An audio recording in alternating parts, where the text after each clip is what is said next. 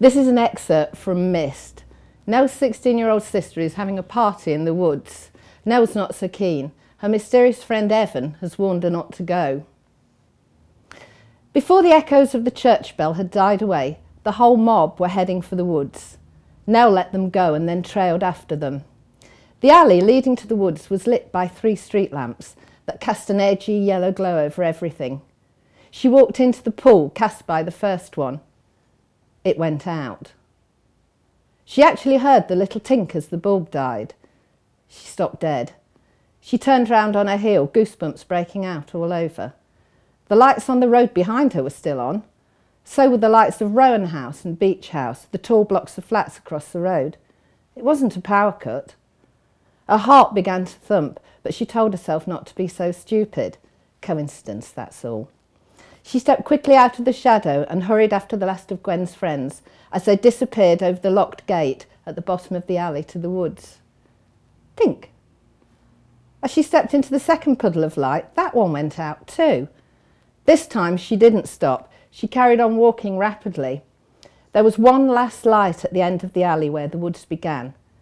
This wouldn't go out. That would be stupid and ridiculous. Tink. The third bulb had popped.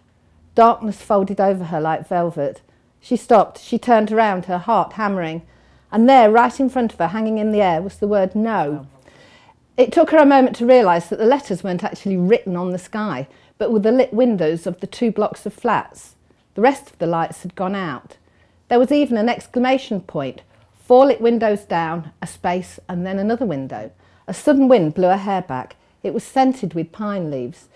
Evan was close by. She scanned the area. At first she could see nothing. Then the fitful moon came out from behind the clouds, and there he was, leaning against the wall of 1 block.